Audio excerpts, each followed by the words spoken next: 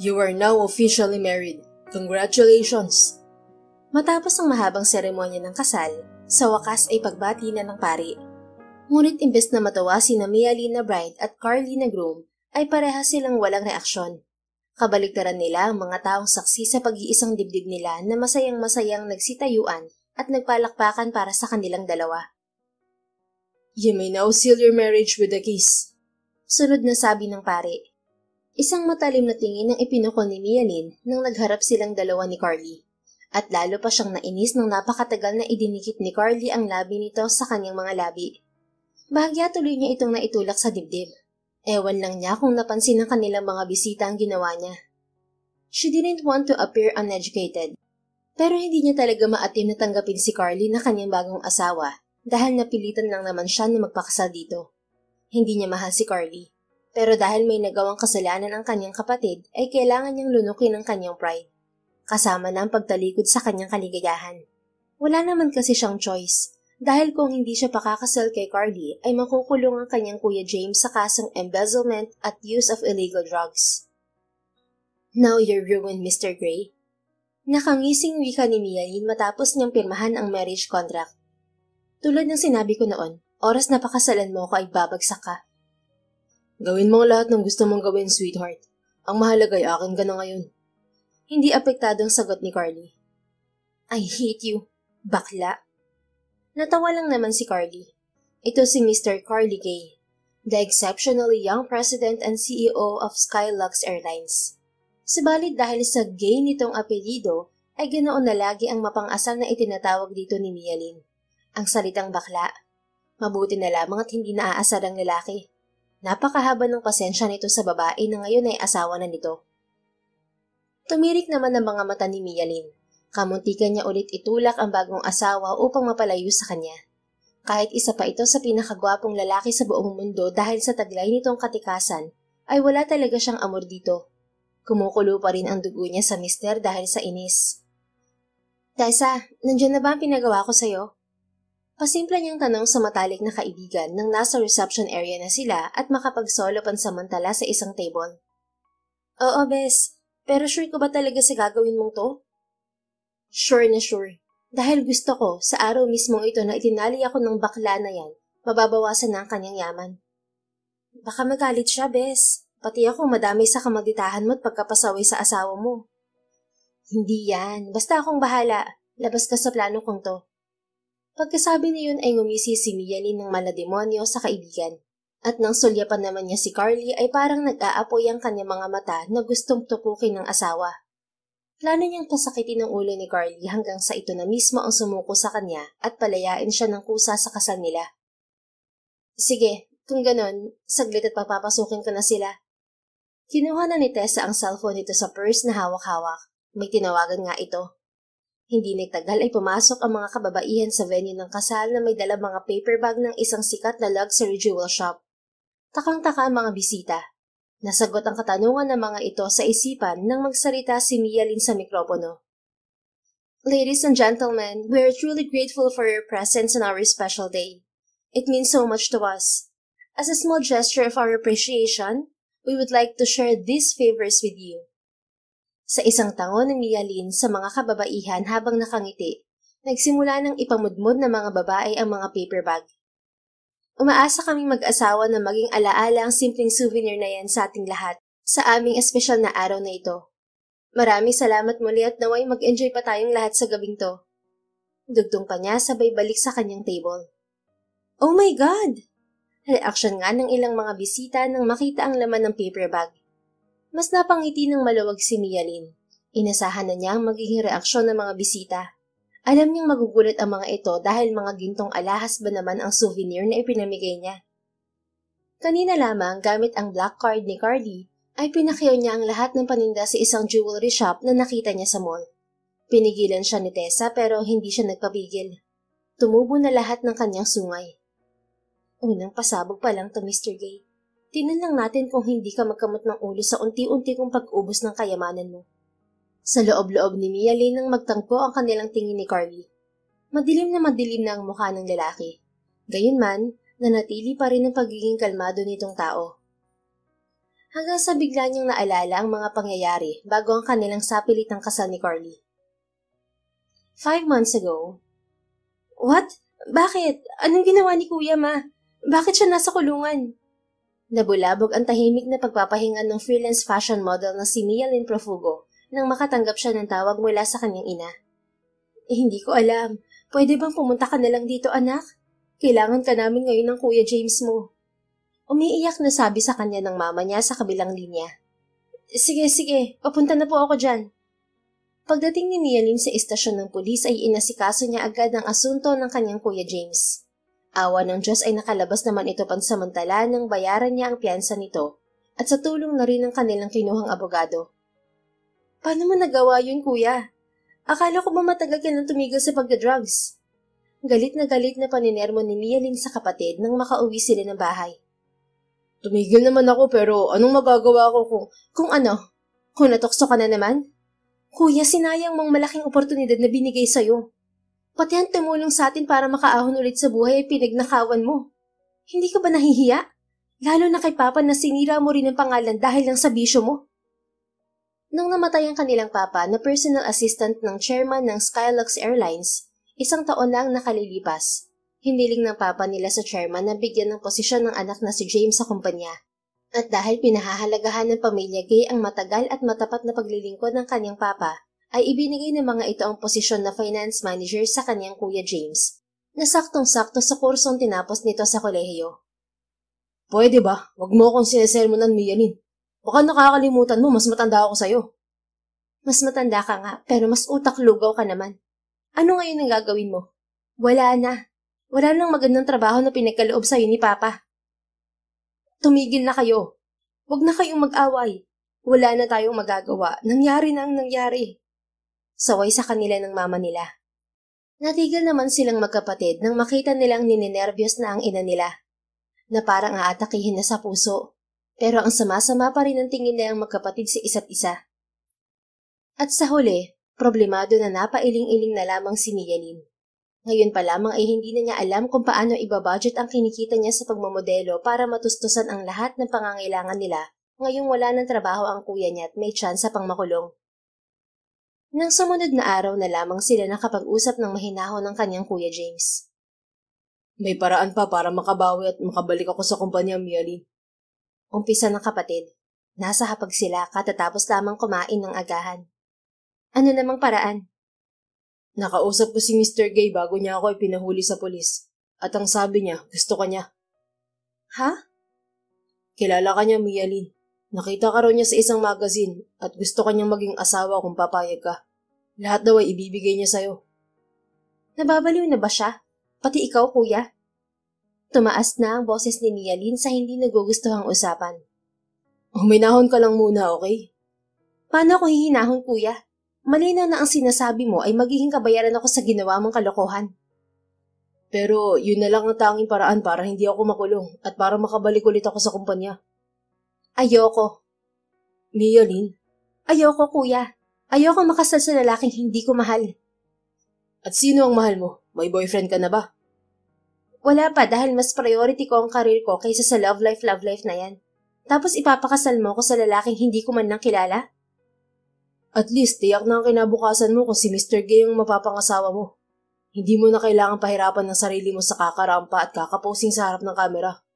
Magbubuhay doon niya ka na oras na ikaw ang magiging Mrs. Gay. Umiling-iling si Mia Lynn. I can't believe you could do this to me, kuya. Para mo na rin akong binibenta.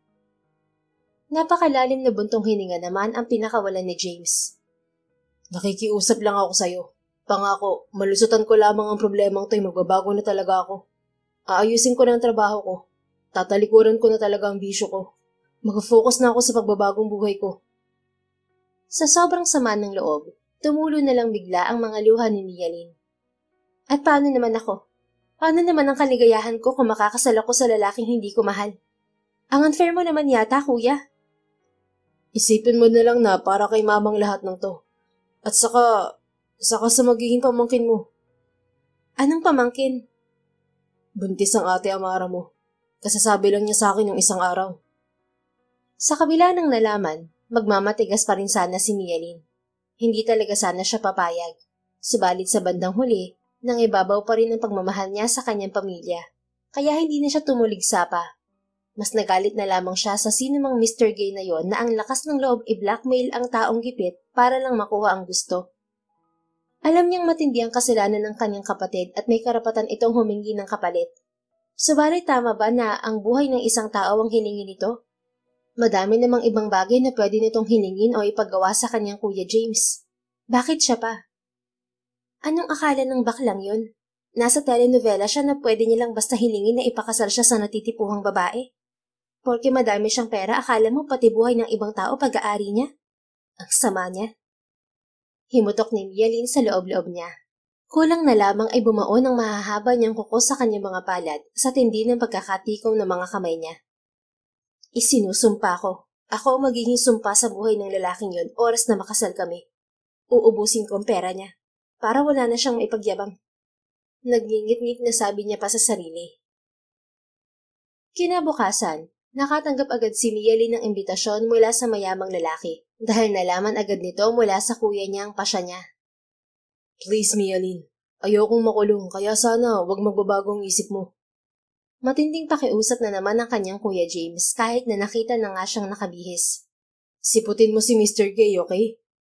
Tumirik ang mga mata niya at malalim na bumuntong hininga bilang pagsagot.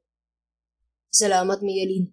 Huwag ka mag-alala. Oras na hindi mo matagalan ng pag-uugali niya o kaya naman oras na sinaktan ka niya, ako mismo magpa-file ng annulment para maghiwalay kayo agad. Promise. Oo, Ana. Sige na, alis na ako. Akala mo naman may pambayad sa annulment kung makapangako. Pag-iipunan ko. Sige na, Mialyn. Ingat ka. At isinara na ng kanyang kapatid ang pinto ng sasakyan niya. Sumaludo pa ito sa kanya na parang ewan. Napailing-iling na lamang siya. Gusto niyang pukpukin ng sarili. Hindi pa rin niya lubos maisip kung bakit pumayag siya sa gustong mangyari ng kanyang kapatid. Nababaliw na yata siya. Bahala na. Sabi na lamang niya sa kanyang sarili at pinaandar na ang kanyang sasakyan. Ang hindi inaasahan ni Mialyn ay napakagwapong lalaki ang madadatnan niya sa isang mamahaling restaurant. Para siyang nakakita ng isang Greek god na nagkatawang tao nang lumitaw ito sa kanyang harapan. His physique was flawless. Lean shoulders, muscular arms, and... Tama na, Mialyn. Hindi mo dapat pinupuri ang katulad niyang lalaki. Biglang saway niya sa sarili. Ikaw si Mr. Gay? I am pleased to finally meet you, Miss Profugo. Formal na iniabot ni Mr. Gay ang kamay sa kanya. Paanong... Nagtataka na tinanggap niya yon. Nag-shake hands sila ng lalaki. Anong paano? Iba kasi ang kilala kong Mr. Gay. Lumawak ang pagkakangiti ni Mr. Gay. I am Carly Gay, the new CEO of Skylux Airlines. Ako ang pumalit kay Rayon Gay na malamang kilala mo at inakala mong makikita mo ngayon. Sa narinig, nakabawi si Mialyn sa pagkamangha. Ganon ba? Yeah, and he's my half-brother. Acting CEO lamang siya sa Skylux Airlines habang hindi pa ako ready noon na hawakan ng posisyon. Tumango na lamang si Mialyn. Wala siyang interes na malaman ng iba pang bagay sa lalaking sasakal sa leeg niya oras na makasal sila. Hindi na niya pati hinintay na ipaghila siya nito ng upuan. Walang ano-ano'y umupo na siya ng kusa. Kung gano'n ay, bakit gusto mo na magkita tayo? Nakangiti man ay may iling na umupo na rin ng binata. Ano pa bang maaaring dahilan? Sinalubong niya nang nagbabagang tingin ang magiliw na tingin sa kanya ni Carly. Salamat at tinanggap mo ang alok ko na kasal, Mialyn. Hindi naman nabahala na sabi ng mayamang binata. Nakangiti pa rin ito. Bumuntong hininga siya. Pumayag ako sa kasal dahil wala akong choice. Ayoko makulong ang kuya ko dahil oras na makulong siya, kawawa ang mama ko. Siguradong didibdibin niya yun tulad nung nawala sa amin si Papa. Lalong ayokong hindi makasama ng magiging pamangkin ko ang ama niya kapag naipanganak siya. Sa itsura ni Carly ay tila natigilan ito bago rumihistro dito ang kanyang mga sinabing dahilan. He just stared at her. Oo, hindi ako masaya na pakakasal sa'yo, Mr. Gay, para sa iyong kaalaman. Napilitan lang ako kaya huwag kang umasa na magiging maayos ang pagsasama natin. Humisi si Carly. So, iniisip mo pala na pakakasalan kita dahil gusto kong magkaroon ng ulirang asawa? Sorry but just so you know, I only want to marry you because I need you. Nakusot ng kaunti ang magandang mukha ni Mialyn. Anong ibig mong sabihin? Well, katulad ng sinabi ko kanina, bagong CEO lamang ako ng Skylux Airlines. At dahil bago pa lamang ako ay mahina pa ang pundasyon ng posisyon ko, kahit ako pa ang tagapagmana ng chairman. Ano naman ang kinalaman ng pagpapakasal natin doon? Dahil marami pa rin ang duda sa kakayahan ko, Mialyn. Buong akala pa rin ng mga board of directors ay parang naglalaro pa lang ako dahil yun ang pagkakakilala nila sa akin. So, naisip kong baguhin ang tingin nilang yun sa akin. At ang solusyon ay dapat ikasal na ako. Sapagkat ang isang kasal na CEO ay tinitignan nila bilang mas matatag at responsable. Hindi lamang sa personal na buhay, kundi pati na rin sa trabaho. Sa madaling salita, kailangan ko ng pamilya upang mag-ibang tingin nila sa akin at mas lalo nila akong pagkatiwalaan. Napasinghap si Mialyn. Mandadamay ka ng tao para sa pansariling interes mo? Ang iniisip mo lang ay masecure ang pagiging CEO mo, pero hindi mo iniisip ang ibang tao na maaapektuhan dahil dyan sa hangarin mo? Teka lang, baka nakakalimutan mo na malaki ang kasalanan ng kapatid mo sa kumpanya ko. Kung sarili ko lang ang iniisip ko, sa tingin mo ba'y mag-aaksaya ako ng oras na makikipag-usap sa iyo ngayon? Sa dinami-dami ng babae na pwede kong alukin ng kasal, pero ikaw ang inoferan ko. Tumaas pa ba ang dibdib ni Mialyn sa hindi normal niyang paghinga? Natamaan ng ego niya. Nanliit siya. E di sana iba na lang ang inalok mo. Lumuhod sa akin ng kuya mo. Nakiusap. Umiyak. Hindi pa naman bato ang puso ko para hindi pakinggan ang pakiusap niya. Tao pa rin ako na may awa, Miss Profugo. Ilang sandaling napipilan si Mialyn. Nangilid ang mga luha niya. Naninikip ang dibdib niya sa pakiramdam niyang parang sinampal siya ng binata sa katotohanan. Renteng kinuha naman ni Carly ang wine glass. Sumimsim ng alak bago muling nagsalita. Huwag ka nang magalit sa amin ng kuya mo. Isipin mo na lang na swerte pa rin kayo dahil saktong kailangan ko ng tulong nyo sa ganitong sitwasyon. It's a win-win for both of us. Nakuyo na talaga ni Mialyn ang kanyang mga kamao. Gusto niyang isigaw na sa kanila lang panalo pero hindi sa kanya. Pinigilan lamang niya ang sarili. Ganito na lang. May kinuha si Carly sa bulsa ng suit nito.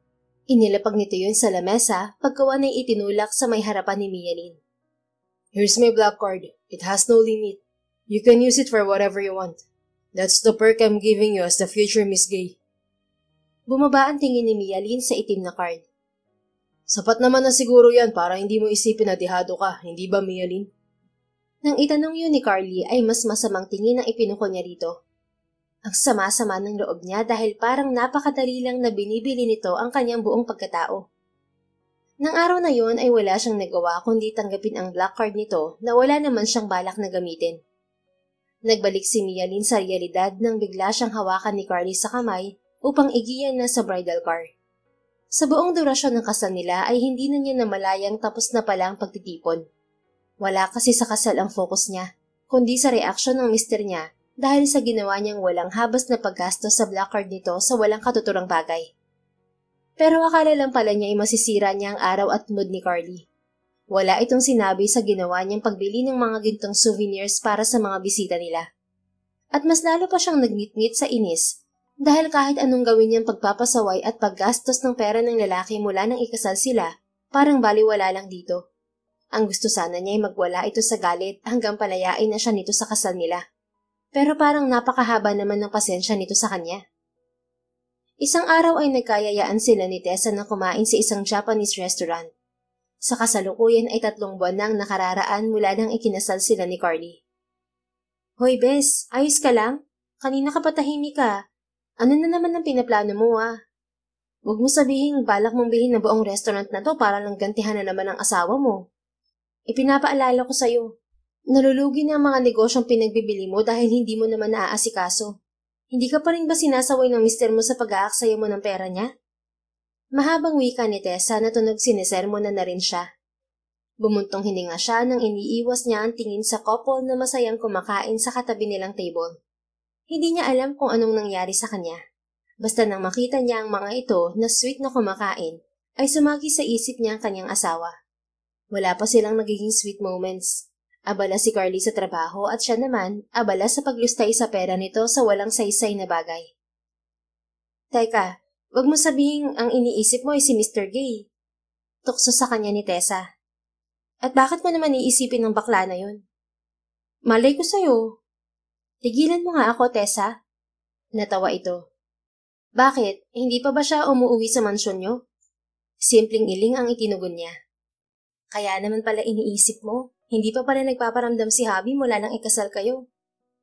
Inirapan niya kaibigan. Wala akong pake kung habang buhay siyang hindi magparamdam sa akin. Mas gusto ko pa nga yun eh. Talaga lang ah. O baka naman kaya ka ganyan dahil wala kayong honeymoon girl. Hindi ka kasi diniligan sa mismong araw ng kasal niyo. Aminin mo, hot si Mr. mo, di ba? Bato-bato siguro ang abs noon, no? Magtigil ka. Hindi ko pinangarap na makipag-honeymoon sa hindi ko mahal, no? Sus! Kapag ganong kahat ng asawa mo, tingin ko hindi mo yun mapipigilan, bes. Ewan ko sa'yo, Tessa. Manahimik ka na nga lang dyan. Pagtataray na talaga niya bago nagkunwari na natakam na sa pagkain. Totoo yun. Wala naman talaga siyang pakialam kung magpapakita pa sa kanya si Carly o hindi na. Ang gumugulo lang sa isipan niya na katanungan ay kung bakit pagkatapos ng kasal ay parang bula na naglaho ng lalaking yun. Ni hindi man lang nito tinangka na kunin ang kanyang pagiging Mrs. Gay sa unang gabi nilang bilang mag-asawa. Ang pumapasok tuloy sa isip niya ay mukhang totoo ang ikinakantsaw niya rito na bakla ito. Lah, ano to? Bigla ay bulalas ni Tessa habang nakatutok ang paningin sa cellphone nito. Ano yan? Tingnan mo, bes. Ipinasa nito sa kanyang cellphone. I-video mo ang pagbili ko ng mga luxury bag? Pinost mo, Tessa? Nagsalubong ang mga kilay niya nang makita niya ang video. Yung katuwaan lang nila na parang donya-donya na bumibili ng luxury bag sa isang sikat na brand doon sa BGC ay pinagpipiestahan na sa TikTok. Sa video kasi na yon ay makikitang lahat ng itinuturo niya ay binibili niya. Oo, katuwaan lang din sana pero tingnan mo ang views, bes. Isang araw lang ay 2 million views na. Trending na pala. Grabe ang pagbilog ng mga mata ni Mia Lynn nang makita niyang totoo ang sinabi ng kaibigan. Paano nangyari yun? Ewan ko, pero baka dahil nagustuhan nila ang video. Tingnan mo mga comment, ang daming sana all. Nalululang napatakip na ng bunganga si Mia Lynn nang magbasa siya. May mga natuwa, marami ay mga napapasana all, pero madami ring basher. Bes, sikat ka na. Ito na ang big break mo na hinihintay natin sa karir mo. Saglit ay tuwang-tuwa na sinabi ni Tessa. Niyug-yug-yug-yug nito ang kanyang balikat. Hindi naman makapaniwala na nagbasa ng mga comments si Mia Lynn. Hindi talaga siya makapaniwala dahil sa dami na ng post niya sa social media niya about sa pagmamodelo niya ay hindi man lang umaabot sa 100,000 ng views.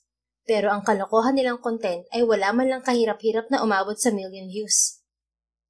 Kung alam ko lang na ganyan na magiging impact ng ginagawa mong pagka-hoarding ng kung ano-anong mamahaling bagay, maubos mo lang ang kayamanan ni Mr. Gray. Noon pa sana ako nag-post sa social media mo. Nakakaloka?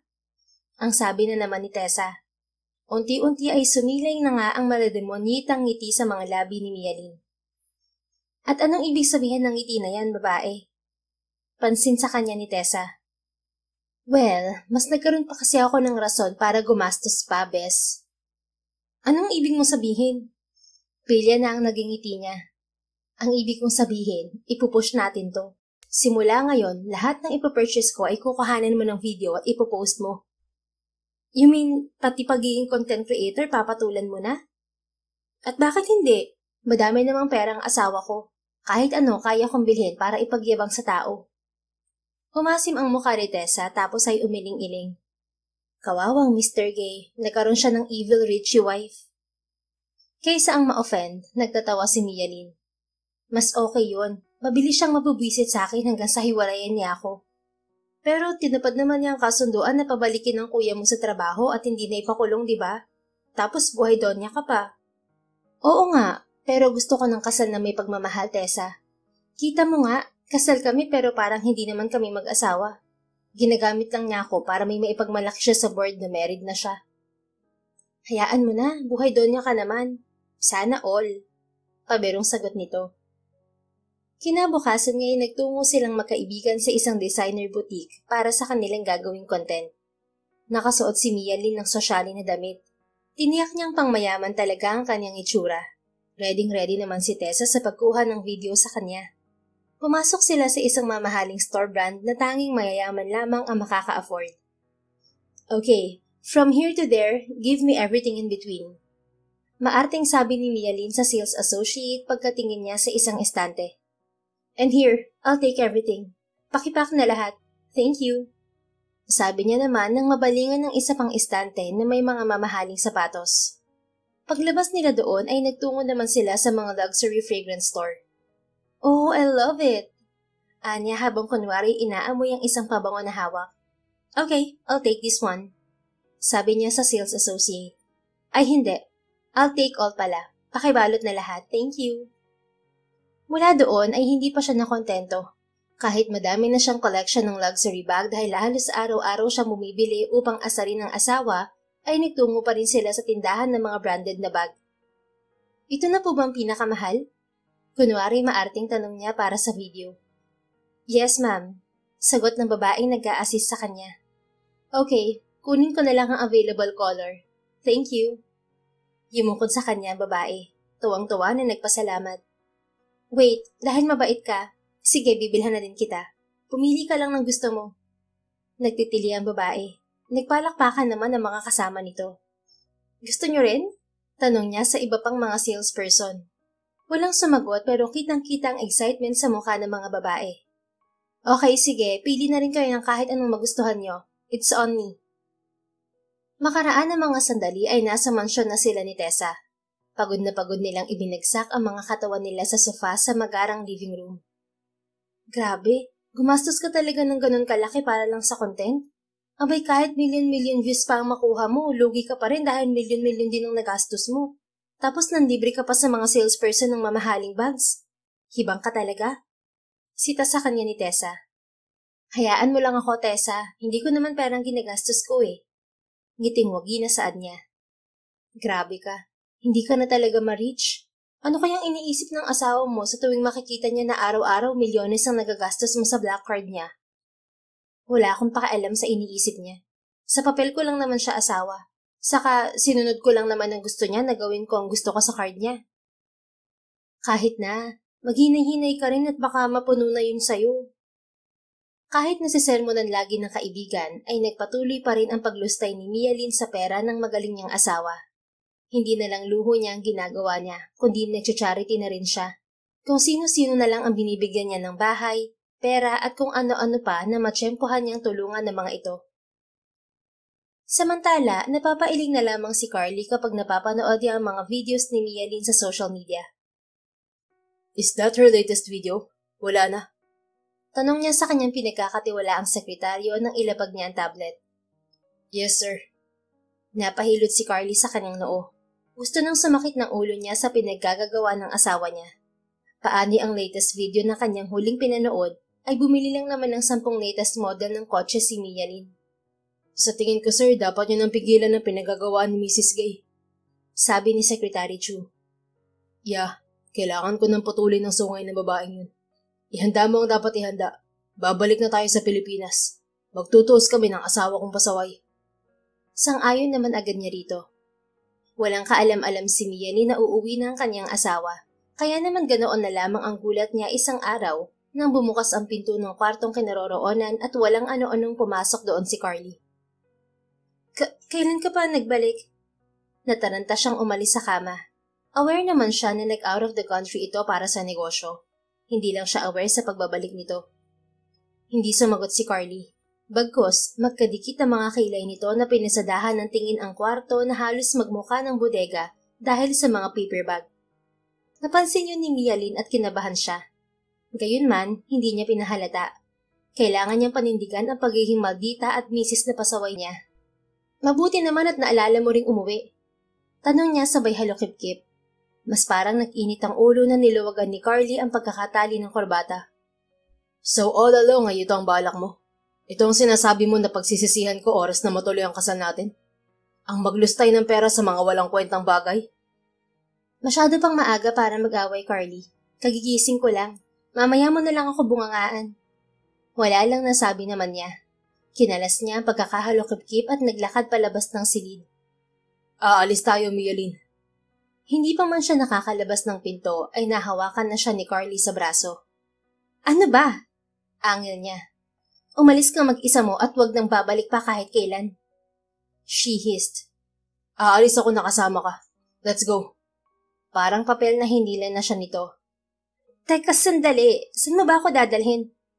Dire-diretso pa rin ang lakad si Carly habang hila-hila siya.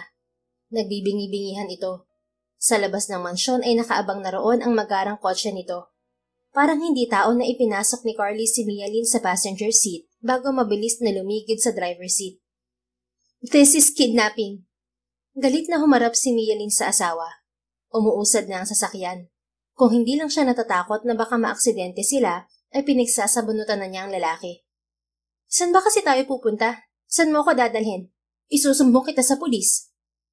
Sa lugar na hindi mo magagamit ang credit card ko, Mrs. Gay. What? Umismid si Carly at sandali siyang sinulyapan. Kung akala mo may pagpapatuloy mong paglustay mo ng pera ko, pues nagkakamali ka, Mia Lin. Ako? Naglulustay? Bakit hindi ba? Akala mo ba hindi ako aware sa pinagkagagawa mo? Napasinghap siya. Pahingal na ang kanyang paghinga sa nararamdamang inis. Alam mo naman pala pero baka gusto mong ipaalala ko sa'yo, Carly, kung ano ang sinabi mo nang ibinigay mo sa akin ang card mo. Ang sabi mo, pwede ko yung gamitin sa kahit na anong gusto ko, na yun ang pribilehiyo na ibinibigay mo sa akin bilang magiging misis mo. Noon yun, dahil akala ko'y matinukang babae. Ngayon, binabawi ko na. Hindi mo pwedeng gawin to sa akin. Magagawa ko, Mia Lin. Dadalhin kita sa lugar kung saan ko gusto at wala kang magagawa dahil misis na kita. Hindi na nakaangal si Mia Lin dahil pagkasabi ni Carly niyon ay may pinindot ito sa kotse at may kausap na roon. Yes, Secretary Chu. On the way na kami dyan. Ipahanda mo na ang chopper. Chopper? Nanlaki na talaga ang mga mata ni Mia Lin. Bakit kailangan ng chopper? Saan ba talaga tayo pupunta ha, Carly? Sinabi ko na, sa lugar kung saan hindi ka makakapagwaldas ng pera. No, ibaba mo ako. Sinubukan ni Mia Lin na buksan ng pinto ng kotse sa kanyang banda. Ngunit ano ba naman ang magagawa niya sa naka-automatic lock na pinto? Nang tingnan niya ang asawa ay ngumisi ito sa kanya. Bakla! Singhal na lamang niya nang sumuko siya sa kagustuhan makatakas. Ngunit as usual, hindi apektado na ikinibit balikat lamang ng asawa yon. Pagdating nila sa napakatayog na main building ng Skylux Airlines, ay nakaabang sa kanila ang madaming tauhan ni Carly. Nahiya tuloy si Mia Lin na gumawa ng eksena. Ready na po ang chopper, sir. Sabi ni Secretary Chu kay Carly. Good. Maiksing tugon ni Carly habang hila-hila si Mia Lin. Bawat madadaanan nilang empleyado ay napapayuko ng ulo bilang paggalang sa kanila. Sa may private elevator lang binitiwan ni Carly si Mia Lin. Masama ang panakanakang sulip ulit dito ni Mia Lin na hinihimas-himas ang palapulsuhan. Paglabas niya sa rooftop ay naroon na nga ang company chopper. Careful. Hindi na rin umangal si Mia Lin nang maingat na isinampa siya ng asawa sa cockpit bago naman ito umupo sa pilot seat. Ikaw ang magpapalipad nito, Carly? Kaya mo? Dudang tanong niya nang isinuot nito sa kanya ang seatbelt. Mukhang hindi mo man lang inalam kung sino talaga ang asawa mo, Mia Lin. Hindi talaga, dahil hindi naman ako interesado sa'yo. Mataas ang noon niyang dahilan. I am Captain Carnegie, your pilot for the first flight. I will be taking you from Manila to Isla Batan West. Have a comfortable trip, my wife. Piloto ka? CEO ako ng isang airline company. Nakapagtataka ba na piloto ako? Napipila na si Mia Lin. Wala na siyang mailalaban pa na anumang salita rito. Ngingisi-ngisi naman si Carly. May mga ginalaw na ito na mga kung ano-ano sa may cockpit control. Maya-maya ay umikot na ng dahan-dahan ang rotor blade sa itaas. Isuot mo to para magkarinigan tayo. Inabutan ni Carly ng headset ang asawa. Pahablot na kinuha yun ni Mia Lin. Nawala lamang ang katarayan niya nang maramdaman niya ang pag-angat ng chopper sa ere. Dahil first time, dumagundong sa kaba ang dibdib niya. Napapikit siyang napakapit ng mahigpit. Ayos ka lang? Nakatawang tanong sa kanya ni Carly. Buhay pa ba tayo? Tanong niyang nakapikit. Magmunat ka nga ng mga mata. Paano mo makikita ang magandang view sa ibaba kung nakapikit ka? Sumunod si Mia Lin. Nakangiwing isa-isa niyang binuksan ang kanyang mga mata.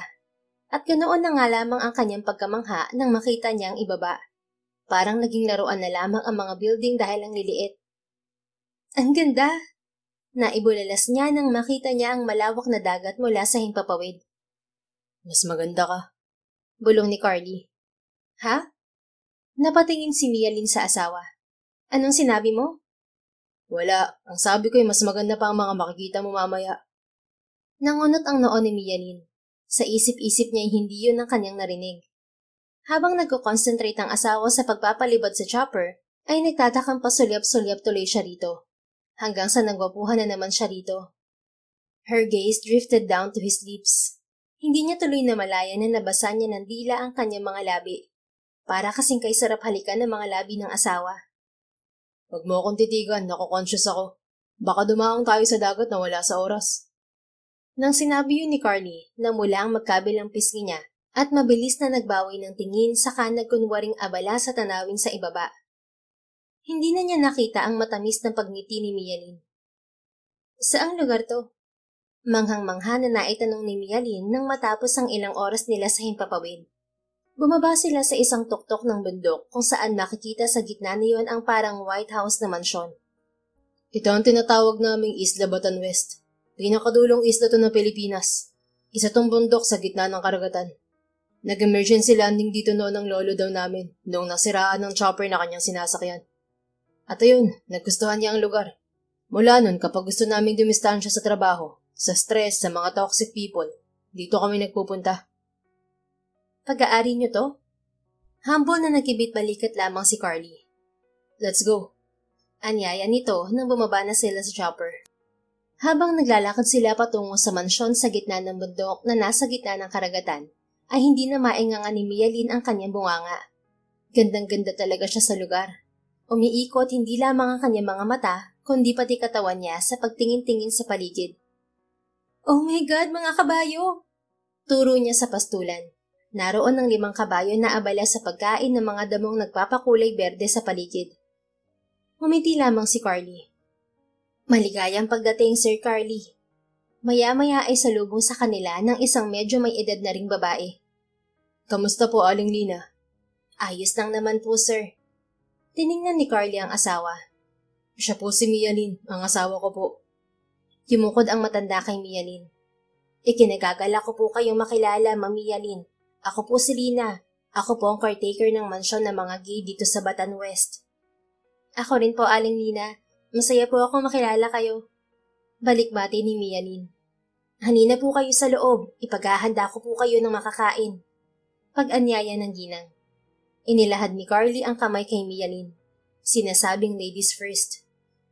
Hindi ko alam na pupunta pala kayo rito. Natigil ang kanilang pagpasok nang biglang may tinig ng isang lalaki. Paglingon nila ay kitang-kita ang pagkusot ng mukha ni Carly. Nagtataka naman si Mialin. Si Mr. Gay kasi ang lalaki na inakala niya noon na siyang mapapangasawa niya. Hindi mo na naman tinignan ang schedule ng isla, Kuya Rion. Dismayadong pahayag ni Carly. Pagak na natawa si Rion. Nakalimutan ko pero nandito na ako ng 1 araw pa. At huwag kayong mag-alala, hindi naman ako magiging sagabal sa honeymoon niyo. Kinindatan nito si Mialin. Namula ang mga pisngi ni Mialin. Ginusto niyang itama ang maling akala ni Rion. At sabihing hindi sila naroroon para mag-honeymoon dahil kinidnap siya ng magaling niyang asawa. Pero nahiya siya kaya hindi niya ginawa. So, ikaw pala si Mialin. Hindi ka lang pala maganda sa personal. Napakaganda mo nga. Sayang at kuya. Pamumutol ni Carly sa sinasabi ng half-brother. Okay, sorry little bro. Hindi na mauulit. Pilyo ang pagkakangiting sabi ni Rion na itinaas sa mga kamay na tila sumusuko. Sige, doon ako. Enjoy your stay. Sunod tingin silang mag-asawa rito nang tumalikod ito't umalis. Kung alam ko lang na nandito siya, hindi na lang sana tayo pumunta dito. May buntong hiningang saad ni Carly pagkuwan. Huwag mo na lang siyang pansinin. May pagkapilyo si Kuya Rion kaya huwag mo na lang din bibigyang pansin ng anumang sasabihin niya sa'yo. Higit sa lahat, mahilig siya sa babae kaya hanggat maaari iwasan mo na lang siya. May kaunting kaba na naramdaman si Mialin. Hindi lang niya pinahalata at binigyang pansin dahil ilang oras lang naman siguro ang ilalagi nila doon sa isla. Hindi naman siguro siya magagawa ng anumang hindi maganda ni Rion sa maikling oras lang. Pero ang akalang saglit lang sila doon ay hindi pala mangyayari.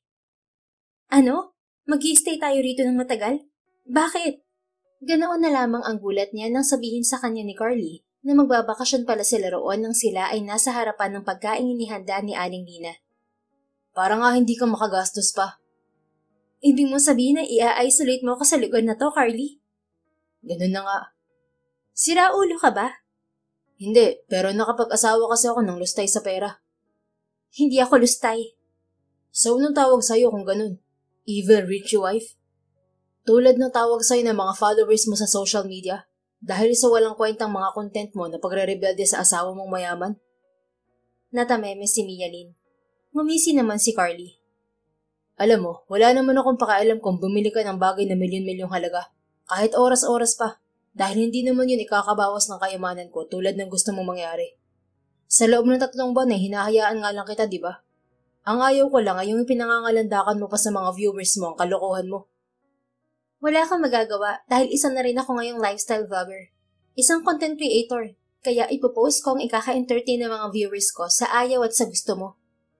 May magagawa ako, Mialyn. At yun na yung iburo ka dito sa isla hanggat hindi ka nagbabago. Hindi mo magagawa sa akin to. Nagawa ko na. Nandito na nga tayo, di ba? Sa tingin mo nagwagi ka na? Bakla? I think so. Dahil kung may bala kang umalis dito, kailangan mong paliparin yung chopper. O kaya naman langoyin ng dagat. Ang sama mo. Ikaw ang gumawa nito, Mialyn. Naging maluwag ako sa'yo pero pinuno mo ako sa pagre-rebelde mo. Kaya magtiis ka sa consequences mo. Ewan ko sa'yo. Hindi pa siya tapos kumain pero nagpupuyo sa galit na tumayo na siya. Bakla ka talaga. Hindi ka patas lumaban. Bago umalis ay singhal niya muna sa asawa. Napailing-iling na lamang si Carly.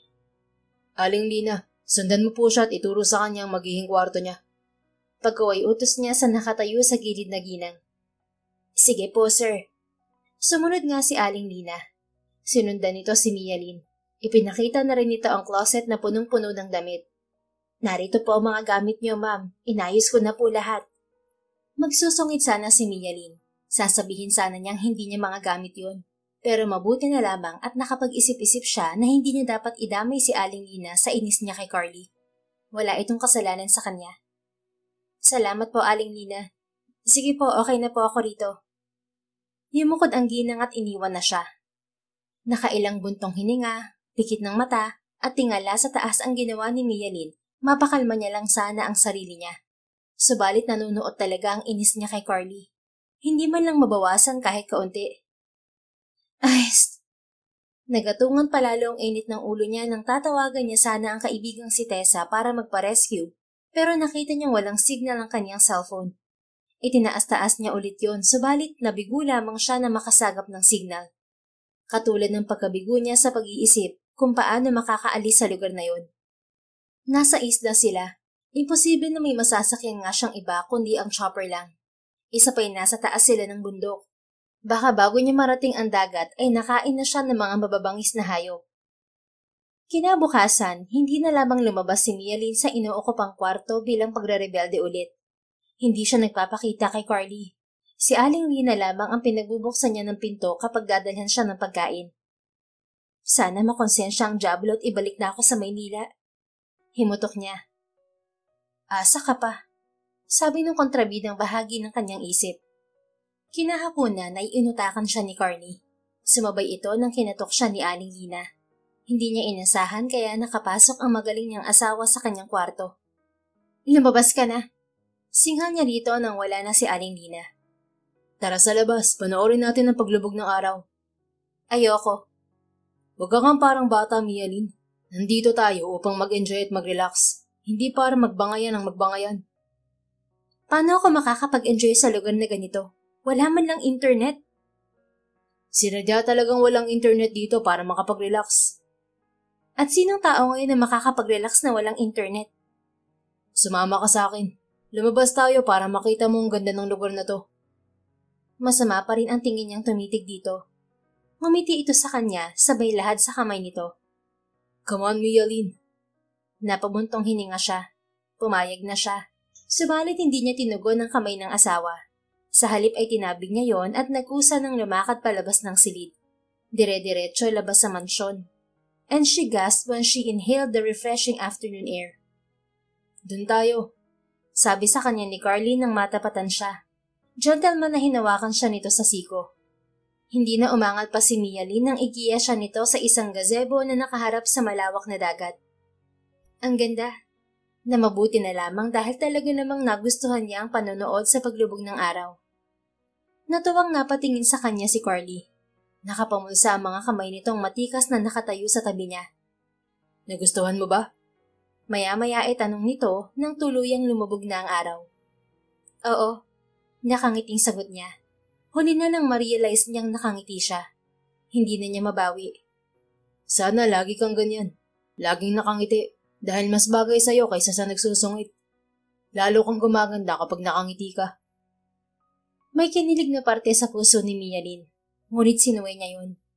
Babalik na ako sa kwarto ko, Carly. Pag-iwas niya. Hanggang kailan mo ba ako iiwasan, Mialyn? Hanggang kailan mo ko kamumuhian dahil lang hindiling ko napakasalan mo ko? Hindi nagawang ihakbang ni Mialyn ng mga paa. Sige na, aaminin ko na. Nasasaktan mo na ako. Tumatalab sa akin ang pagre-rebelde mo. Pero hindi sa paraan mo na paglustay mo ng pera ko, kundi sa malamig na pakikitungo mo sa akin. Napalingon dito si Mialyn, pero hindi pa rin siya umiimik. Doon ako nasasaktan kapag nakikita kong galit na galit ka sa akin, Mialyn. Yun ang dahilan kaya lumayo muna ako sa'yo. Hindi ko kasi kaya na mas kamuhian mo ako dahil lang sa nagpakasal tayo.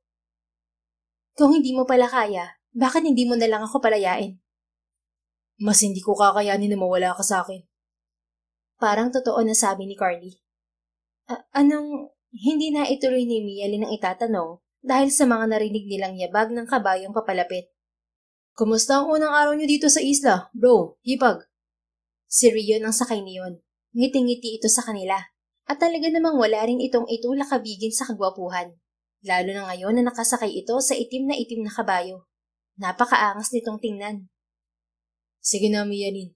Pumasok ka na sa loob kung gusto mo. Pagtataboy ni Carly sa asawa. Halatang halata na iniiwas nito sa kapatid si Mialyn. Mamaya na lang. Sige na, pasok na sa bahay. Nagtataka man ay sumunod si Mialyn. Naglalakad siyang palingon-lingon sa magkapatid. Nararamdaman niya, mukhang hindi maganda ang relasyon ng dalawa. Masanay ka na kay Sir Carly at Sir Rion, ma'am. Ganyan lang talaga sila. Minsanan lang kasi makita kaya malamig pa sa blokeng yelo ang pakikitungo nila sa isa't isa. Imporma sa kanya ni Aling Lina nang papasok siya ng mansyon ay palabas naman ito sa main door. Pero hindi naman po sila magkaaway. Hindi naman, ma'am. Katunayan ay lagi silang nagbibigayan na dalawa. Kapag gusto ng isa ang isang bagay ay nagpapaubaya na isa. Ganoon sila pinalaki ng daddy nila. Nga lang, dahil nga half-brother lang ay hindi maiwasan na malayo ang loob nila dahil sa mga ina nila na hindi rin naman magkasundo noon. Naginawa ang tumango-tango si Mialyn. Tinanaw niya ang magkapatid na nag-uusap. Na-conscious pa siya nang tingnan din siya ng mga ito, na para bang siyang pinag-uusapan ng dalawa. Kinagabihan, hindi makatulog si Mialyn kaya nagpa siya siyang lumabas para sana magtungo sa kusina. May kailangan po kayo, ma'am? Tanong ng nakasalubong niya sa hagdanan na si Aling Lina. Wala po, pupunta lang sana ako sa kusina para magtimpla ng gatas. Hindi kasi ako makatulog. Ako na, ma'am. Ako na ang magtitimpla. Hintayin niyo na lang po ako sa kwarto ninyo. Naku, wag na po. Kaya ko na po. Hindi, ma'am. Ayos lang. Trabaho ko na maglingkod sa inyo ng mga gay. Masaya po ako kapag may nagbabakasyon sa inyo rito dahil napaglilingkuran ko kayo. Alam niyo po kasi ay kay laki ng utang na loob ko sa mga gay. Napakabait po nilang mga tao kahit ang yayaman nila.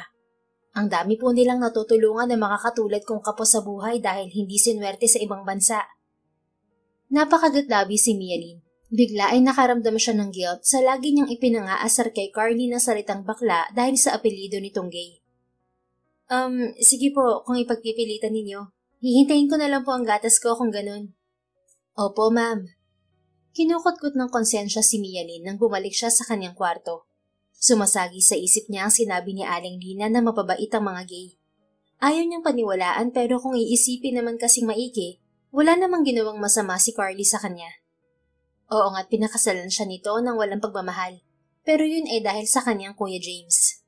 Kung titingnan niya sa isang banda, tinulungan sila ni Carly.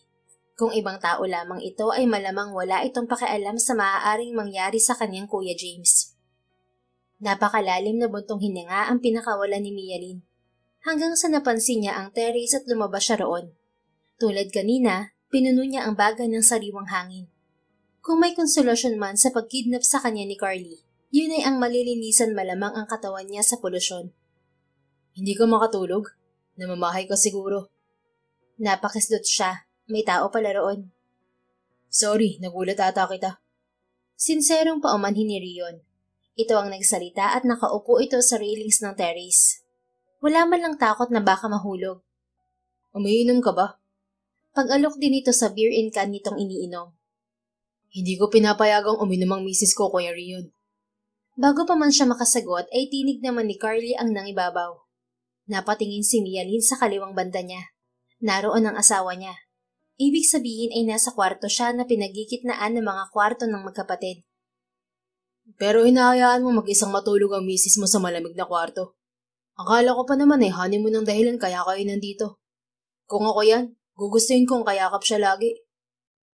Dahil magkaiba tayo. Kung ikaw nagagawa mong kunin ng puso ng mga babae sa madaling paraan, sa akin hindi. Tumawa si Rion bago tinungga ang hawak na beer sa lata. Pumasok ka na't matulog, Mialyn. Utos ulit ni Carly sa asawa. Hindi na, bro. Hayaan mo lang siya rito at baka hindi siya makatulog. Hayaan mo siyang magpaantok. Ako na ang papasok dahil ako inaantok na. Maiwan ko na kayo. Good night. Pagkukusa ni Rion. Napailing na lamang si Carly. Pagkatapos ay masamang tingin ang ipinukol kay Mialyn. At bakit galit ka sa akin? Anong kasalanan ko? Pairap na tanong niya sa mister. Hindi sumagot si Carly. Inakyat nito ang pagitang barandilya ng dalawang terrace at walang takot na tumawid. Hoy, anong ginagawa mo? Naalarma si Mialyn. Nakasampa na si Carly. Nagpagpag ng kamay at sinukulay ang isa pang kamay sa buhok. Bumalik ka nga doon. Trespassing ang ginagawa mo. Trespassing? Bahay namin to. Natameme si Mialyn. Ang ginawa na lamang niya ay dumistansya. Umamin ka nga. Type mo ba ang kuya ko at nagpapapansin ka sa kanya? Hindi niya inasahang ako sa nito sa kanya. Anong pinagsasasabi mo, Carly? Bakit ganyan ang suot mo na lumabas? Alam mo nandito siya sa labas kaya lumabas ka na ganyan ang itsura mo, no? Gusto mo siyang akitin? Bumaba ang tingin ni Mialyn sa kanyang sarili. Noon lang niya naalala na nakasuot siya ng pantulog at dahil night gown yun ay manipis lang. Kitang-kita ang maalindog niyang katawan. Alam mong CEO ka na turingan, pero ang utak mo may sapak. Kilabutan ka nga sa mga sinasabi mo. Palusot niyang niyakap ang sarili. Siyempre ay hindi siya patatalo rito. May sapak na ako may sapak, pero hindi ko hahayaan na pati ikaw mahumaling sa kapatid ko. Ginawa ko ng lahat, hindi ka lang mapunta sa kanya. Tapos ikaw pa pala tong kay ka-ranking sa kanya. Nagsalubong na talaga ang mga kilay ni Mialyn dahil wala siyang maintindihan sa mga sinasabi nito. Nagtagis naman ang mga ngiti ni Carly at sa isang kisap mata ay nahawakan siya nito sa braso. Akin ka lang, Mialyn. Hindi ako papayag na mapunta ka sa kanya. Bitiwan mo ako, you beast! Tila walang narinig si Carly. Hindi siya nito binitiwan. Bagkus, hinuli ng mga labi nito ang kanyang mga labi. Nagpumiglas siya, ngunit lalo lamang dumiin ang halik nito sa kanya. Parusa ang halik na yon. Pero saglit lamang ay nakita ni Mialyn ang sarili na tumutugon. Nagmistula siyang jelly na natutunaw unti-unti sa mga bisig ni Carly. And before she could think of anything else, ay isinandig siya nito sa pader. Dahilan para mas maging mapusok sila nang maglapat ang kanilang mga katawan. Sumakitsit ang matinding init at kakaibang pangangailangan sa kanilang buong pagkatao. Mialyn, ungol ni Carly nang bumaba ang mga labi nito sa kanyang panga. Sa kanyang leeg, na bumalik agad sa kanyang mga labi. Habang magkalapat pa rin ang kanilang mga labi, ay dahan-dahan at buong ingat na dinaman ni Carly ang magandang hubog ng katawan niya. Gumanti si Mialyn. Isa-isa niyang binuksan ang mga butones ng polo ng asawa. At nang magawa yun ay buong pananabik na hinaplos niya ito sa dibdib, sa tiyan at sa likod. Kapwa na silang nadadarang. Wala na sanang makakapigil sa gusto nilang maganap sa gabing yun. Ngunit halos sabay silang natigilan at nagbalik sa katinuan nang makarinig sila ng katok sa pinto. Si Aling Nina, nagpagawa pala ako ng gatas kanina. Nakangiwing bulong ni Mialyn. Shit! Madaling inayos ni Carly ang damit at parang magnanakaw na bumalik sa kabilang terasa. Gustong matawa ni Mialyn sa pagkatarantang yun ng asawa. Parang teenager lang ito na muntik nang mahuli sa kalokohang ginagawa. Ma'am Mialyn, heto na po ang gatas nyo. Tinig na nga ni Aling Lina yon. Nandito po ako sa terrace, Aling Lina. Wait lang po. Malakas ang boses na sagot niya.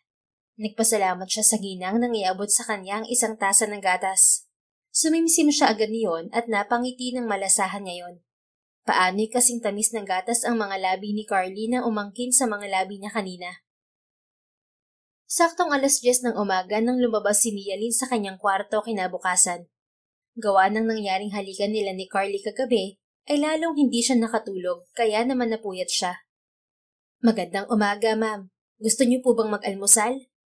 Hindi po ako nag-aalmusal, Aling Lina. Pwede po bang kape na lang? Parehas kayo ni Sir Carly. Mag-asawa nga kayo. Matamis ang naging ngiti ni Mialyn sa nalaman. Sa veranda ko na lang po hihintayin ang kape ko, Aling Lina. Sabi niya at lumabas sa mansyon. Ninamnam niya ang maaliwalas na panahon habang patungo sa veranda. To her surprise, nakita niya sa pastulan ng mga kabayo ang magkapatid na Rion at Carly. Nagkakarera ng kabayo ang dalawa. Siyempre, kay Carly siya napasunod ng tingin. Hindi niya namalaya na nakangiti na siya habang pinapanood ng asawa. Ang hot ni Carly habang nakasakay sa kabayo. Sana all sinasakyan. Pilya niyang naibulong. Ang siste, nang mapansin siya ng dalawa ay si Rion ang kumaway sa kanya. Alanganin man ay kumaway na rin siya rito.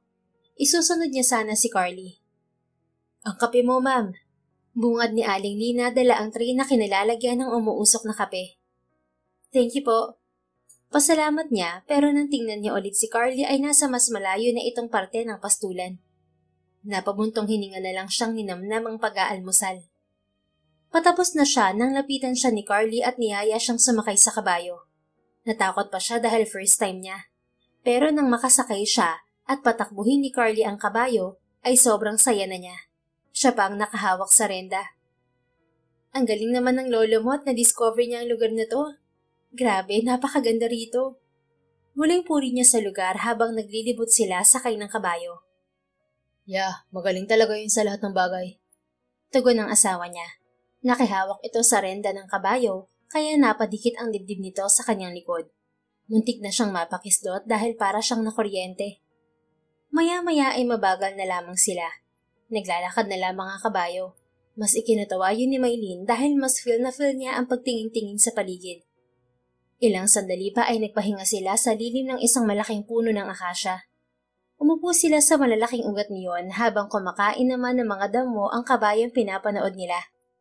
Sa harapan nila ay tanaw nila ang malawak na kulay asul na dagat sa ibaba. Tell me about yourself, Mialyn. Saglit ay tanong ni Carly upang may mapag-usapan sila. Para namang hindi mo ako kilala? Maliban sa kilala kita bilang modelo, syempre mas gusto pa kitang kilalanin. Anong hilig mong gawin maliban sa pagkakatwalk? Nag-isip si Mialyn.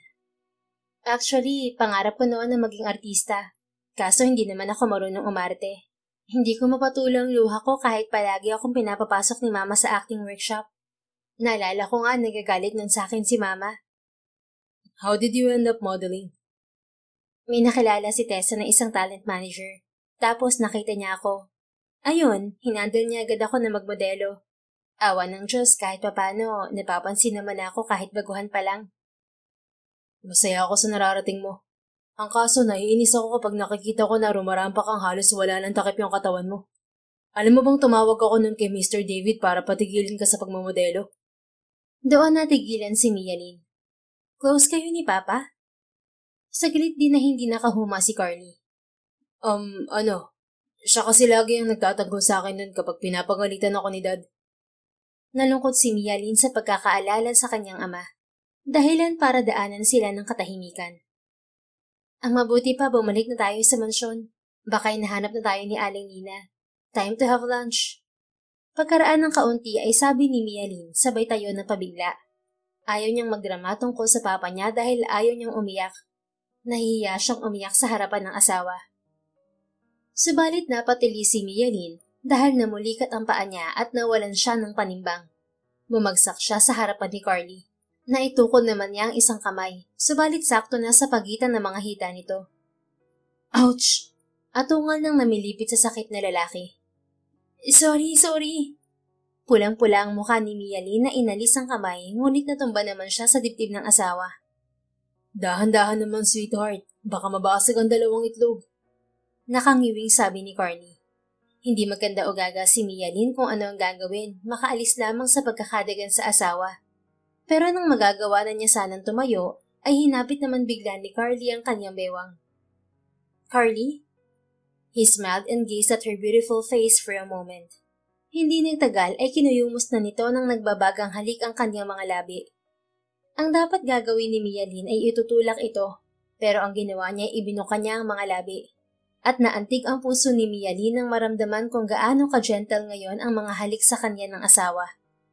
Her heart melted from the warmth of his kisses.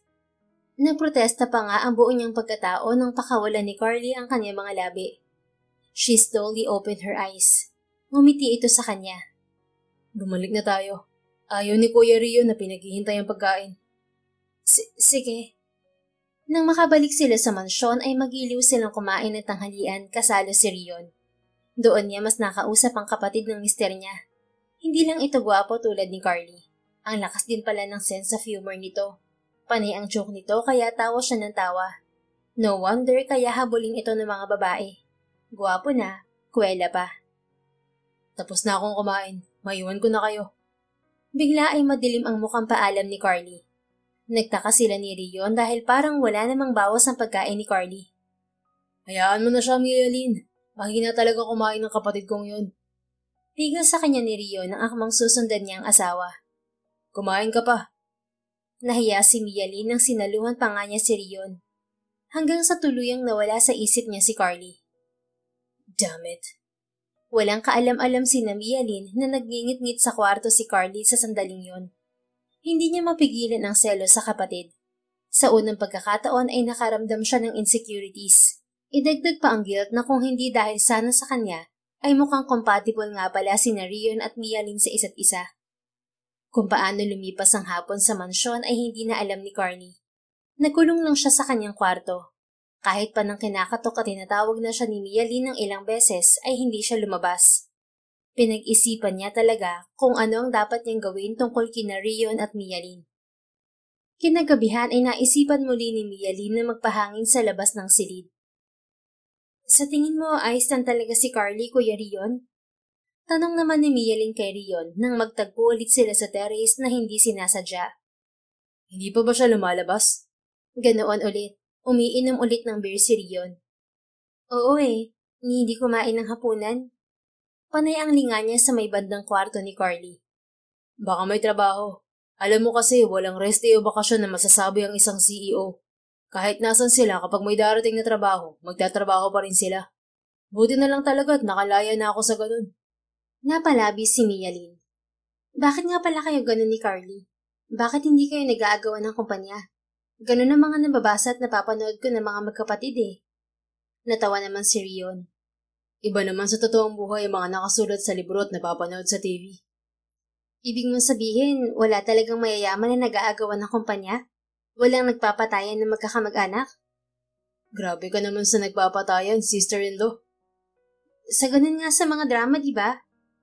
Nagkibit-balikat si Rion. Ang totoo ay meron talaga. Pero iba kami ng mga gay. Sa aming angkan, mahalaga ang pagbibigayan at pagtutulungan. Yun ang ipinamana ng mga ninuno namin na ugali at effective naman dahil walang naiiwanan sa laylayan. Hindi sa pagmamayabang pero lahat ng gay ay may pagmamalaki sa buhay. Sana all ganyan ang mindset. Sana ganyan din ang mga kamag-anak ko. Ang kaso, uso sa amin ang agawan ng lupa at inggitan. Well, hindi ko naman nila lahat pero ganun ang iba. Malutong silang nagtawanan ni Rion. Sinasadya pa ni Mialyn na lakasin ang tawa niya para marinig ni Carly, para lumabas din ito sa terrace. Subalit nakaramdam na sila ng antok ni Rion ay wala talagang Carly na lumabas. Pagsapit ng umaga, naisip ni Mialyn na tulungan si Aling Dina sa pagpaprepare ng agahan, kaya maaga siyang gumising. Isinat niya talaga ang kanyang alarm sa cellphone. Subalit ganoon na lamang ang kanyang pagtataka nang pababa na siya sa hagdanan. Dahil tunog ng chopper na paalis ang kanyang naulinigan. Aalis siya? Hindi ako isasama? Nataranta siya nang maisip niyang si Carly yun. Nagmamadaling bumaba siya sa hagdanan at nagtatakbo palabas. Sandali! Sandali lang, Carly! Huwag mo akong iwan dito! Hinabol niya ang papaakyat na sa ere na chopper. Subalit huli na ang lahat. Pataas na ng pataas ang chopper. Ang sama mo! Ang sama-sama mo para magawa mong iwanan ako ulit. Ano pang saysay ng hinalikan mo ko kung iiwan mo ako ulit? Sana hindi mo na lang ako hinalikan. Ginulo mo lang ang isip ko, Carly. Bakla ka pa lang talaga. Wala kang bayag. Mga pahabol na sigaw niya lamang at nagiiyak na. So tama nga pala ako. Gusto mo talaga si Kuya Rion. Ganoon na lamang ang mulagat niya nang marinig niya ang tinig ng asawa nang wala na ang ingay ng chopper dahil nakalayo na. Pabiglang lumingon si Mialyn sa kanyang likuran. Noon lang pumasok sa isip niya na si Rion pala ang sakay ng umalis na chopper. Ay, tanga. Naisa loob niya. Huwag ka nang umiyak dahil babalik din ng chopper. Susunduin tayo matapos ng 2 araw. Hiniram lang ni Kuya dahil kailangan na rin niyang umalis. Ganun ba? Naisabi lang ni Mialyn. Hiyang-hiya pa rin sa nangyari. Yung mga sinabi ko kanina, wala ka bang narinig? Maingay kaya wala akong narinig. Pero kung mas gusto mo talaga si Kuya Rion na asawa, ayos lang sa akin. Magpaparaya ako. Basta maging masaya ka lang. Ano ba pinagsasasabi mo, Carly? Bumutong hininga ito. Ang totoo, si Kuya Rion talaga dapat ang mapapangasawa mo, Mialyn. Kaya okay lang kung gusto mo siya. Ako naman talaga ang kontrabida eh.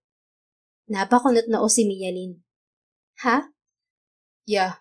Hinagaw lang kita sa kanya nang hindi sinasadya ay marinig ko ang usapan nila ng Kuya James mo. Hindi ako pumayag sa naging kasunduan nila. Kaya umamin ako sa kanya na gusto rin kita. At noon pa mga bata pa lang tayo. Mapait na ngumiti si Carly. Do you remember your 10th birthday? Sumama ako noon kay Mr. David at pinakilala niyo tayo sa isa't isa. 15 naman na ako noon.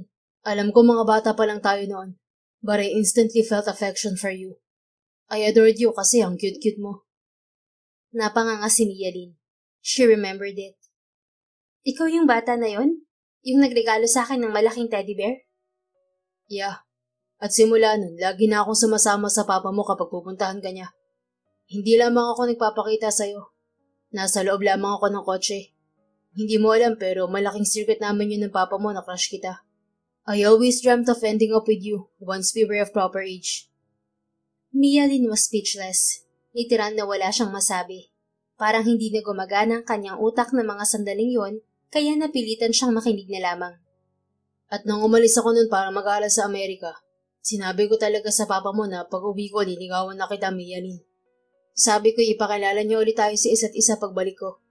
Subalit nalaman ko na lamang na namatay na siya nang nakauwi na ako. Pumunta agad ako sa bahay niyo para ako na mismo magsabi ng nararamdaman ko. Pero natorpe ako nang makita kita, kaya hindi ko nagawa ang sadya ko. Pumatak ang mga luha ni Mialyn. Habang nakatitig siya sa nagkukwentong mister ay bumangon ng isang hindi maipaliwanag na damdamin sa puso niya. Pero nagpigil siya na ipaalam agad yun sa asawa. Pinuntahan din kita sa trabaho mo nun, Mialyn. Dumalaw ako sa isang fashion show niyo, pero nawalan pa rin ako ng lakas ng loob para lapitan ka't magpakilala. Sabi ko nga sa puntod ng papa mo nung dalawin ko siya ay ang daya niya.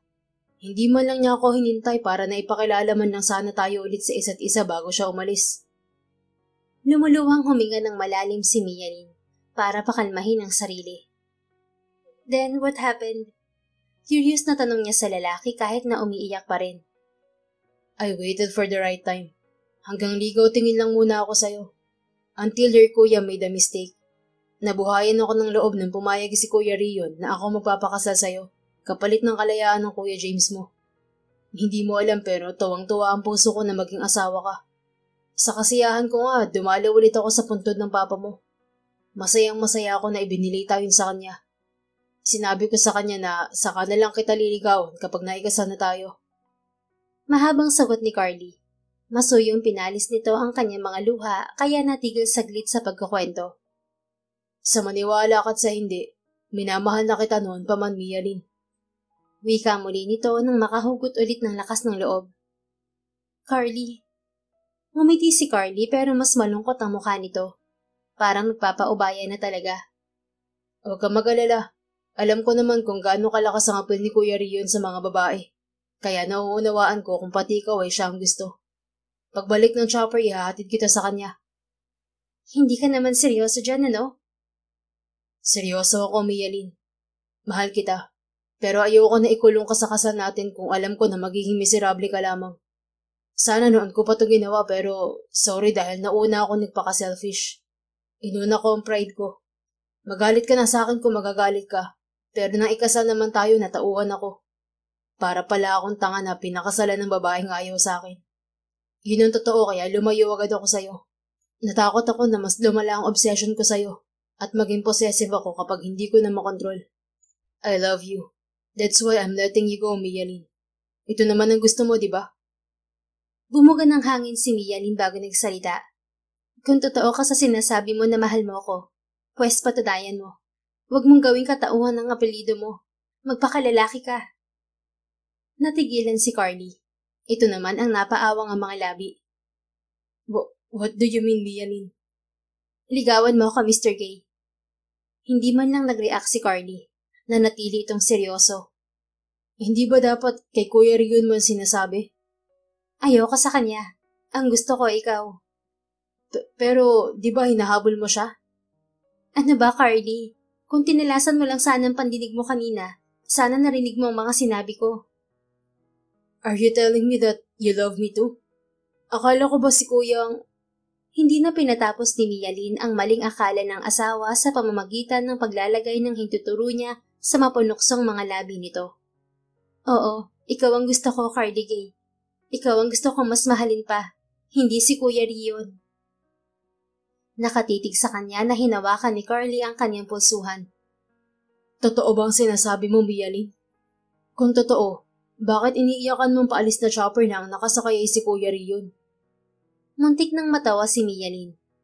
Akala ko kasi ikaw yung nakasakay, kaya hinabol kita. Inis na inis ako sa'yo dahil akala ko iniwan mo na talaga ako. Nag-blush na pag-amin niya. Umaliwalas ang mukha ni Carly. Totoo ba yan? Paniniguro nito. Oo, akala ko ikaw yan kaya pipigilan ko sana. Nainis kasi ako dahil hinalik-halikan mo ko ng isang gabi at kahapon, tapos iiwan mo na naman pala ako ulit. Siyempre isinigaw ko na bakla ka. Tumawa na si Carly. Grabe ka talaga sa bakla, no? Nakakainis ka kasi. At bakit ako nakakainis? Wala naman akong ginagawa sa'yo na hindi maganda. Hindi kaya dahil crush mo na rin ako noon pa? Hindi na naitago ni Mialyn ang kilig. Hindi kita crush dahil sobrang bata ko pa lang noon. Pero nagwapuhan na ako sa'yo nung unang nagkita tayo sa restaurant. Ayaw ko lang aminin sa sarili ko dahil ang tingin ko na sa'yo noon ay masamang tao. At hindi mo ako masisisi dahil dun sa issue kay Kuya James. Oh, thank God. Walang pagdadalawang isip. Ikinulong ni Carly sa mga palad nito ang kanyang muka at buong pagmamahal na siniil ng halik. Mahal kita, Mialyn. Noon hanggang ngayon. Mahal na din kita, Carly. Hindi man kasing tagal ng pagmamahal mo sa akin, natitiyak ko namang mamahalin kita habang ako'y nabubuhay. I'm sorry kung naging maldita at pasaway ako. Akala ko kasi yun ang solusyon para palayain mo ko. You're forgiven, wife. I'm sorry din kung sapilitan kitang pinakasalan. Natakot lang akong maagaw ko pa ng iba, lalo nang mapunta ka kay Kuya. Ilang taon na kitang minamahal ng palihim kaya ako nagawang pilitin kang pakasalan ako. Tanggap ko na yun mula nang mahulog ako sa mga halik mo. Di man tayo nagsimula ng maganda, sisiguraduhin ko na magiging maganda na ang lahat, Carly. Lalo at kaya ko nang tugunan ng pagmamahal mo sa akin mula noon hanggang ngayon. Thank you, wife. We will make up. Sisimulan ko sa paniligaw sa'yo kahit kasal na tayo. Patutunayan ko rin sa'yo na hindi ako bakla. Nagkatawanan sila. Sorry about that. I'm so immature calling you that. And I'm so freaking crazy to squander your money in nonsense things. Pero sa totoo lang, hindi naman talaga ako maluhong babae. Sadyang gusto ko lang inisin ka hanggang ikaw na mismong humiling sa akin ng annulment. And that would never happen, my dear wife. I told you, I'm rich at wala lang sa akin ang ginagastos mo palagi. But I have to discipline you kaya ako napilitang dalhin ka rito. I know na hindi ka maluhong babae dahil nga ilang taon na kitang mahal at sinusubaybayan ng palihim. Thank you. For what? For not giving up on me kahit na pinasakit ko ang ulo mo. You don't have to. Alam ko namang galit ka lang. But now that everything is falling into place, you can use my black card again pagbalik natin sa Manila. Hindi ko naman talaga siya kailangan. Natauhan na rin naman ako kaya wag mo nang asahan na mag-aaksaya ulit ako ng pera mo sa walang katuturang bagay. Mas gusto kong pag-aksayahan ka ng oras. Sa'yo ko uubusin ang oras ko, my dear husband. Salamat sa lahat, sa pag-unawa at pagmamahal, at paghihintay na masuklian ko ang pag-ibig mo. I love you, Carly. I love you more, Mrs. Gay. Nag-uumapaw sa galak ang mga puso nilang mahigpit na nagyakapan. Wala na talagang makakapigil sa kanila. Sisimulan na nila ang pagbawi sa isa't isa. At sinulit nila ang honeymoon nila sa Isla Batan West. Nang dumating ang chopper ay hindi na sila ang umalis, kundi si Aling Lina ang kanilang pinaalis para magbakasyon muna sa Maynila at doon muna ito manatili sa mansyon ni Carly sa syudad. Nais nilang suluhin ng isa't isa sa malaparaisong isla. Makalipas naman ng ilang buwan, nangyari ulit ang kanilang magarbong kasal. Kasal na may kalakip ng pagmamahal, na mas lalo pang naging masaya at matibay nang biyayaan sila ng mga anak. Hindi na ipinagpatuloy ni Mia Lynn ang kanyang pagmamodeling, pati na ang lifestyle vlogging. Si Tessa na lang ang nagpatuloy niyon, na suportado naman niya. Inilaan na lamang ni Mia Lynn ang oras niya sa kanyang asawa at mga anak. The end. If you enjoyed this story, please don't forget to like, subscribe, comment, and share. Your support helps us reach more people and spread the love. Thank you for tuning in, and we're looking forward to seeing you again soon. In the meantime, please take care and may God bless you always.